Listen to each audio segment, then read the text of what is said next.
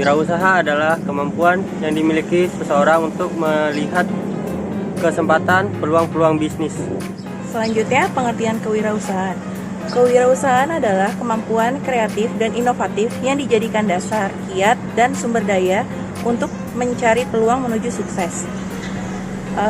Pengertian kewirausahaan menurut ahli Peter F. Drucker. Kewirausahaan adalah kemampuan untuk menciptakan sesuatu yang baru dan berbeda atau ability to create the new and different. Tahap kewirausahaan itu bersumber dari dalam diri seseorang, di mana dimulai dengan keyakinan dan skill apa yang dimiliki untuk membangun sebuah usaha. Kewirausahaan terdiri dari 3 proses. Yang pertama itu proses awal kewirausahaan, yang kedua proses perkembangan kewirausahaan, dan yang ketiga itu proses pertumbuhan kewirausahaan. Nah, itu dia tadi penjelasan dari teman-teman tentang apa itu kewirausahaan. Sekarang kita mau wawancara wirausahawan yang cukup sukses di sekitar sini. Penasaran kan? Yuk. Teman-teman, jadi sekarang kita udah sampai di tempat di mana wirausahawan menjalankan usahanya. Tapi untuk wawancara akan dilakukan sama teman kita. Yuk. Ayo. Orangnya mana? Hah?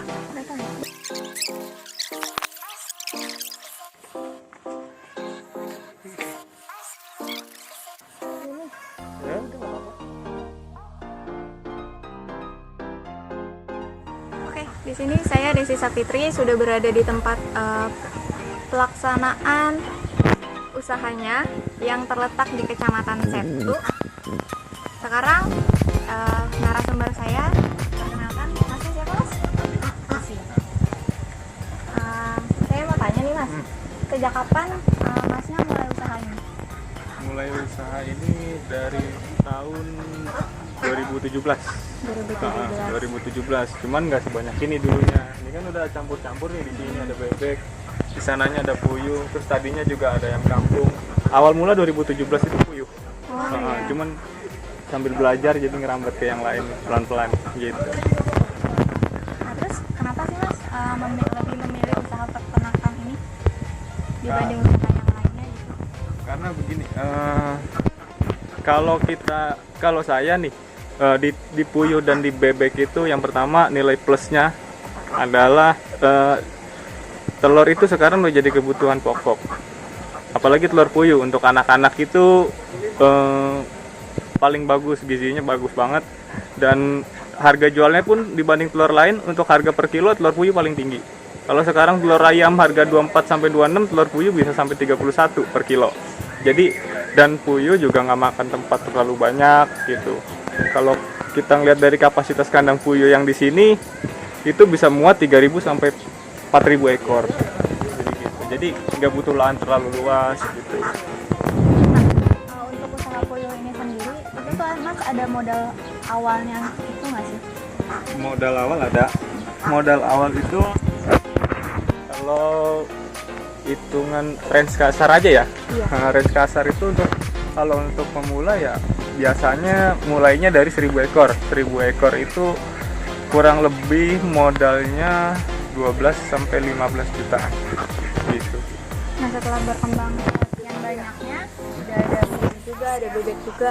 Nah, ini cara pemasarannya gimana sih Mas? Yang kita tahu sekarang peternakan itu banyak ya, tersebar di beberapa tempat itu udah banyak. Nah, gimana cara Mas untuk masarin puyuh sama bebek dari peternakan ini?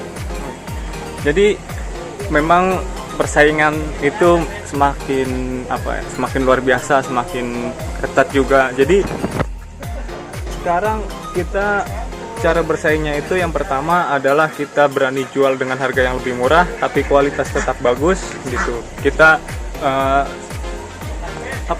kita berinovasi dari untuk pakannya dia yang harganya tadinya misalkan per kilonya ke 7.000, cuman kita coba dengan bahan-bahan belinya dengan pakan yang belum jadi kita mix sendiri, jadi kita bisa tekan cost-nya jadi harga per kilonya 5.500 gitu. Jadi pemasaran sendiri yang pertama kalau misalkan telur puyuh itu tadi target pasar saya itu ke anak-anak di sekitaran komplek aja telur puyuh udah habis nih. Jadi penjualan ke Nah, yang kedua adalah sekarang tukang bubur gitu kan. Kalau telur bebek sendiri, tukang martabak, agen-agen juga sekarang udah langganan juga gitu. Nah, setelah dipasarin ini, dia tuh lama produksinya dari mulai bibit sampai bertelur itu berapa lama ya kira-kira? Kalau untuk puyuh dari dia selama dari telur itu masuk ke mesin tetes itu prosesnya 17 hari. 17 hari puyuh itu netes dari 0 hari dia mulai nelor umur 7 sampai 9 minggu dia udah bisa telur, udah bisa produksi, udah bisa menghasilkan telur ya. Nah, selain tadi Mas bilang pembelinya sekitaran wilayah sini, sekitar kompleks ini ataupun tukang bubur. Nah, untuk bebeknya sendiri ini kira-kira kayak Mas sudah memasarkan ke banyak tempat atau kayak misalkan kayak tukang pecel atau restoran gitu? Atau masih sekitar sini aja? Kalau telur bebek, kalau untuk bebek, jadi kan bebek dan puyuh sebenarnya siklusnya hampir sama. Kita targetnya pertama adalah dari dia mulai menetas sampai dia mulai produksi itu kita penjualan telur. Tapi ada masanya juga ketika dia akhir. Ketika dia akhir pun kita harus punya channel untuk kayak bebek nih misalnya masa produktivitasnya udah habis, harus kita potong, kita jual. Jadi untuk telurnya sendiri tukang martabak target saya. Yang kedua untuk daging akhirnya di sini sih alhamdulillah nggak terlalu sulit untuk mencari pasarnya untuk daging itu sendiri kayak pecel dan lain-lain kayak gitu. Nah, selain itu dalam usaha ini pasti ada kendalanya. Nah, kendalanya itu apa aja kira-kira kalau untuk peternakan sendiri?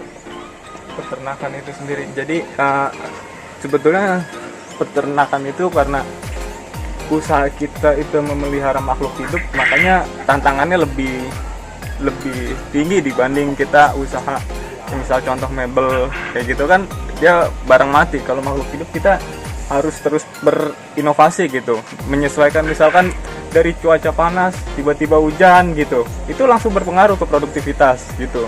Jadi kita harus peternak itu sebetulnya harus jeli. Misalnya yang itu tadi dari panas tiba-tiba hujan, nah kayak manusia juga kan sama, misalkan perubahan cuaca terus cuaca yang nggak menentu begitu kan di manusia juga berdampak apalagi di hewan. Nah itu salah satu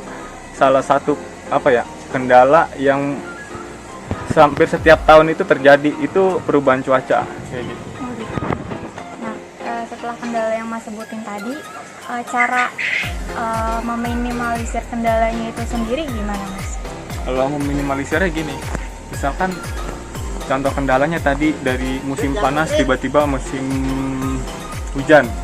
Nah, kalau saya sebetulnya ada misalnya kayak sekarang itu ada namanya maksudnya kayak vitamin untuk bubuk berupa bubuk untuk dicampur di minumnya. Itu pakai vitamin jadi.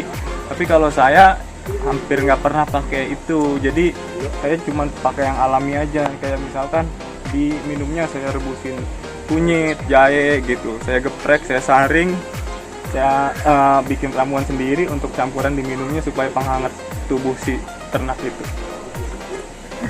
Kan dilihat dari lokasinya ini ada di sekitar komplek ataupun perumahan atau ada penduduk di sekitar sini. Nah, bagaimana sih awalnya penduduk sekitar sini tahu bahwa Masnya nih mau bangun usaha peternakan?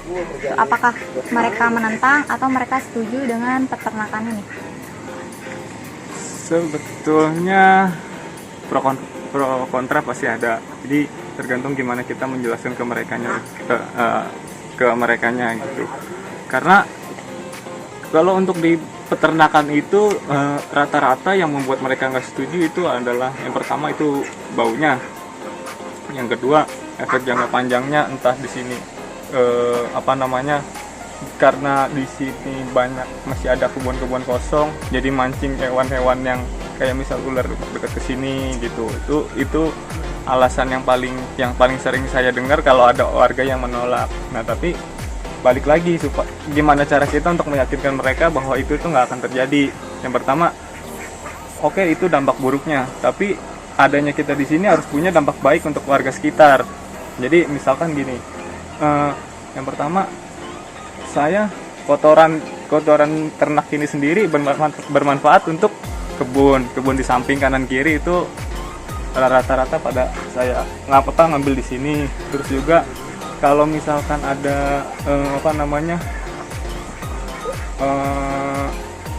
kalau misalnya pas hari-hari tertentu, kadang-kadang juga kita ada sedikit berbagi dari hasil produksi untuk warga-warga sekitar kayak gitu. Jadi kita mencoba untuk tetap membandingkan bahwa kita walaupun ada dampak buruk, tapi kita bisa memberikan dampak baik yang lebih banyak kayak gitu. Oke, itu tadi pertanyaan terakhir, Mas. Terima kasih banyak buat Mas udah mau ngeluangin waktu bantu tugas kita, tugas akhir kita, tugas kewirausahaan.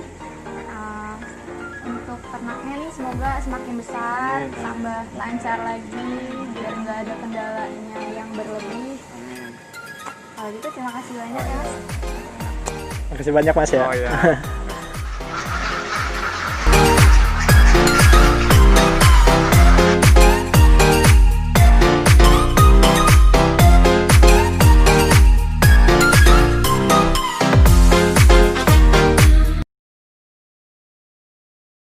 Dua, tiga. Wirausaha adalah kemampuan yang dimiliki seseorang untuk melihat kemampuan. Dah.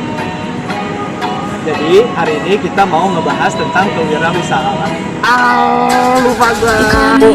Dua, tiga.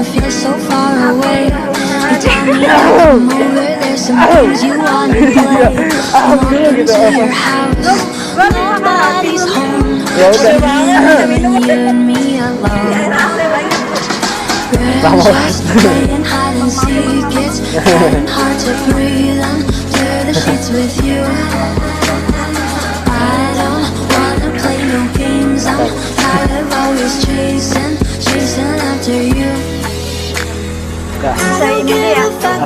Iya, sesuai.